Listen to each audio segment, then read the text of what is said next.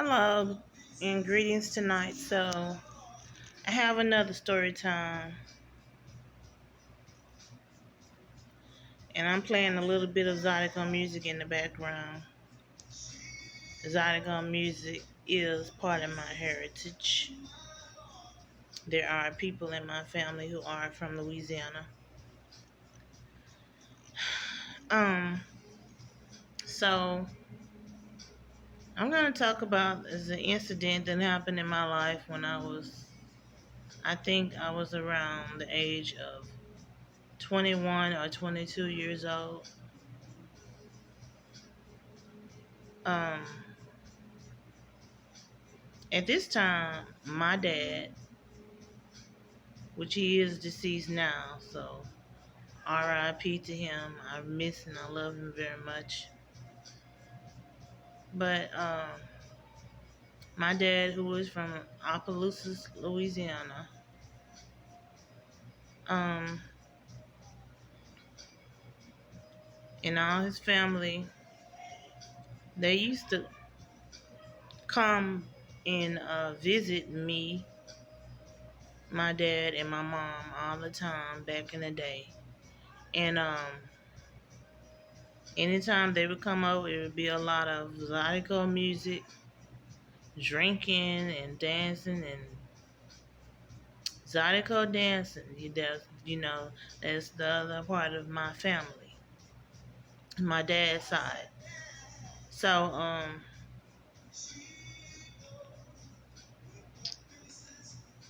at this time,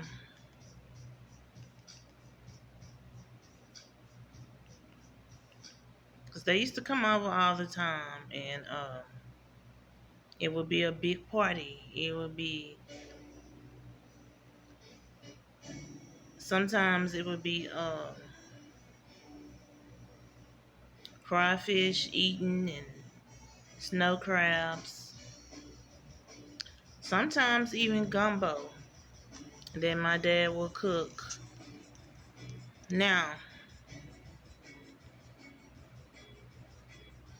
um,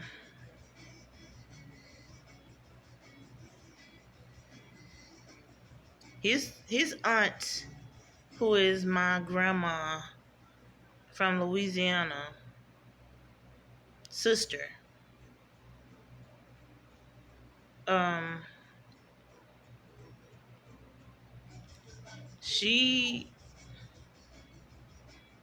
she was batshit crazy. She really was. And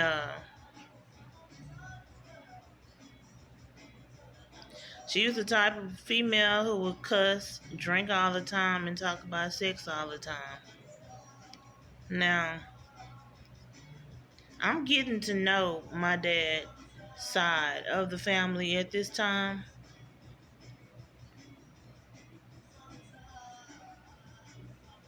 And some of the majority of them at the time, including this aunt, who is my dad's aunt, and I guess that meant she was my great aunt. Um, some of them who was from Louisiana, they lived in Baytown at the time, which is where my dad's aunt was living at in Baytown. So one night, while everybody was drinking and eating crawfish and eating gumbo and sitting around and just partying, she asked me, "Why don't you come and stay the weekend with me?" And at first, I did not want to go, but I figured maybe I did need to go and try to get to know my dad's side of the family.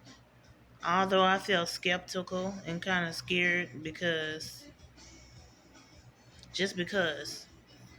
I said, okay, and I was 22 at the time.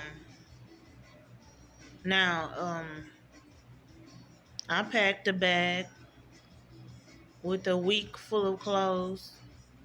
I didn't bring any snacks or any food with me, which I wish I would have, because that woman didn't have anything to snack on.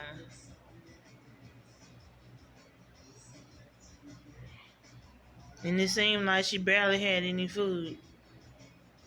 I was at our house, and me, her, and her husband ate steak, black eyed peas, and rice with candy yams for 3 or 4 days. Now I don't know if that's just some type of um, thing that goes on, like if some Louisiana people cook a meal and it's a meal that's for 5 days, that's what everybody's gonna eat. Ain't nobody gonna cook anything else. But okay, I'm jumping ahead of the story. So I packed my bag and I'm riding back with my dad's aunt, because my dad had stayed at the house with my mom and my two sisters. Um,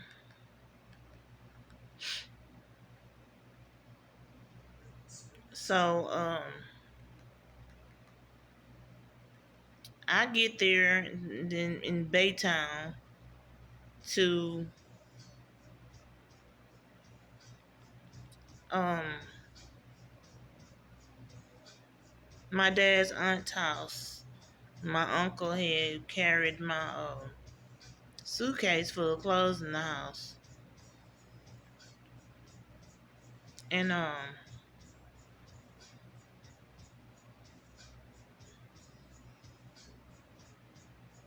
was there, and soon as we was there, everybody that was at my house was in her house. She had some leftover gumbo, so I ate gumbo with them. The gumbo was very like fixed, very country, and it had wieners in it, sausages, shrimp. Uh, I'm thinking it had okra in it. It tasted good. Um, and then she wanted to finish drinking her beer, and at the time, then when she went in the kitchen to fix her gumbo that she cooked, she's like, "Who ate all the motherfucking rice?" And then it wasn't me. It was a lot of people in that house that night. So everybody leave. During the week, it was so boring. It was so boring. Like, I know that was my relative house and I had to be there to try to get to know her because that was my relative. But I really, by the second day that I was there, I was ready to go. During the week, on one day, I had asked her, could I borrow her iron and her ironing board to iron my clothes. And don't you know this woman went off on me just because I asked her that?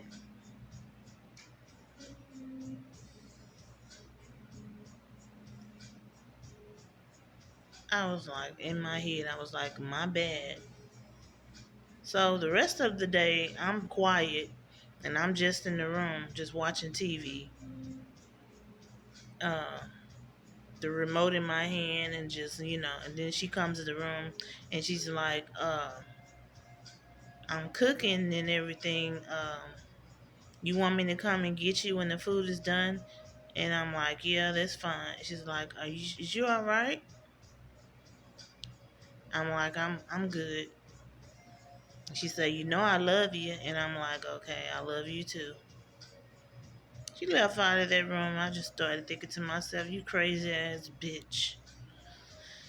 So the next day, her husband is at work and it's just me and her at the house. She orders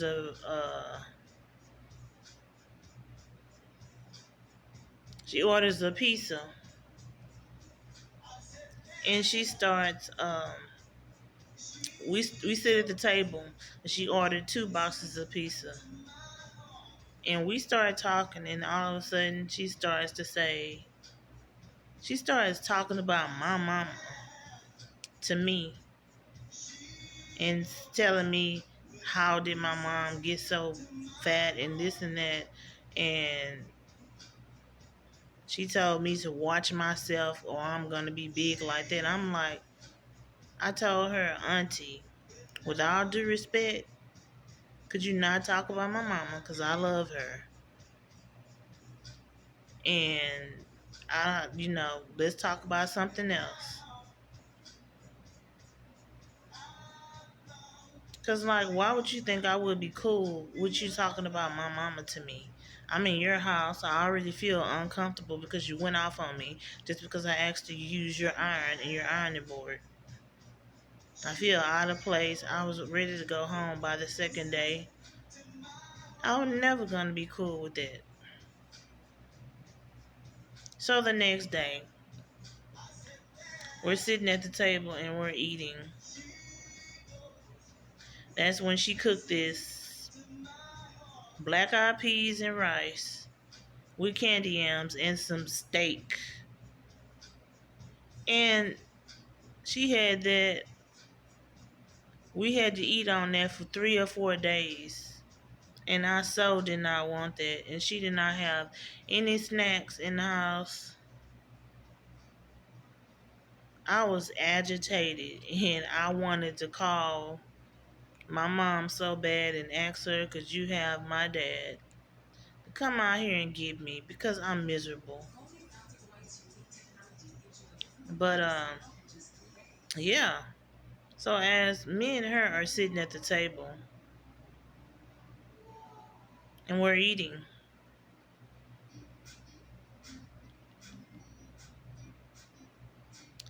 she starts to talk about my grandma who lives in Louisiana, which she is from Louisiana too. She starts talking about my grandma to me, and she's like, I know you never met your grandma and everything. She's a good person, but your grandma is a hoe. She's always been a hoe. She have stolen all my boyfriends when we was teenagers, and she used to steal everybody else's boyfriend. And she's a hoe, and she have slutted herself around like forever. Now I'm eating mostly on the candy yams because I have a sweet tooth, and listening to her, and I'm looking at her crazy. And she's just gonna laugh, but she's like, I'm serious. Your grandma is a hoe. And she's like, I hope you're not loose like that. I'm like, I said to myself, my dad have told me stories about you. You're the real hoe from what I hear, but I digress. But it's like, why would you, even though I had never really seen my grandma and met her face to face, um, why would you even think that I would be cool with you talking about her like that? Because I love her too, just as much as I love my mom, even though I love my mom more. And it just wasn't cool. It wasn't cool. The next day, we're sitting at the table eating this same pitiful meal, the black eyed peas with the rice, the candy yams, and the steak with Kool-Aid. And then she starts talking to me about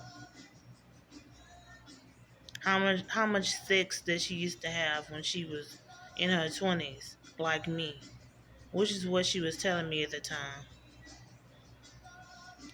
And she's like, when she was 20, she used to love to be like be with men who's basically had a 13-inch wiener, 20-inch wiener. Um, she would tell me that a lot of her boyfriends, and she had boyfriends behind her husband back, would tell me one of her sneaky links in particular always give her the tongue. But she's like, after he would give me the tongue down there, he would try to kiss me. But I told him, "You're not gonna kiss me. Go, go rinse your mouth, and then I'll kiss you." But she's like, then he want me to do him after after he would do her, and she was telling me that she told him, "No, you do me. I don't do you." Now I know damn well that's not how it went. She probably gave him head too, but I just know that she was lying about that story that she was telling me because it sounded crazy. So she went. She okay after she talked about her sex life to me. She asked me could I clean the table for her and wash the dishes. I said okay, and I did. So I go in the living room after I'm done washing the dishes and while she go take a nap. I got bored. So I sat up in the couch looking out the window. And 30 minutes later, she comes in the living room where I'm at looking at me crazy. Oh no, no, no. Don't sit in my couch like that with your knees like that. That's a brand new couch. She's like, if you want to look outside and be nosy, just go sit on the porch, but don't sit your knees in my couch looking out the window like that. I don't like that. I was like, okay, my bad. I'm sorry. The whole 5 days that I was at this lady house, I had such a horrible, miserable time. And she didn't really, I mean, she had cable. She had cable. But she had basic cable. I kept watching the music channel. I kept watching MTV and BET. But I was extremely bored and I was ready to come home. I had a miserable time in Baytown with this lady who was my dad's aunt. Who was from Louisiana. When I left, because she ordered me and her pizza again before I left. That Friday, I was so happy that I was leaving our house.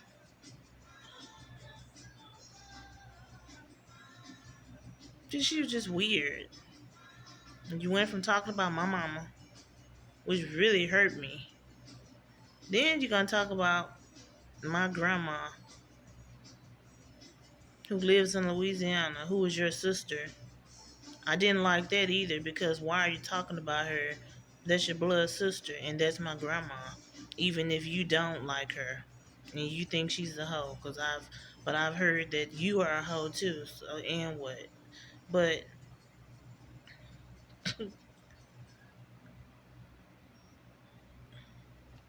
when I got home, I kissed I kissed the floor. I was so happy because I'm like, oh, I had a miserable time.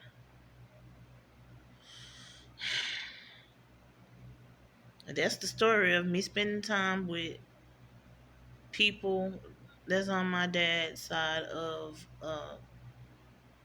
my family. On my dad's side of his family, like, by the way, my dad had a very strong, thick accent from Louisiana. A lot of times I couldn't understand him when he and I would be having conversations, but I would feel bad because he would get kind of like upset whenever he would be having conversations with me and I didn't really understand him. He would have to repeat himself. But I do miss my dad um a lot. I think my dad had passed away in the year 2013. I have a lot of memories about him, never forget him, but I'm about to end this video because I am kind of exhausted, sleepy, and tired. Hope you viewers enjoyed my story. It's a true story. But until then, y'all stay blessed.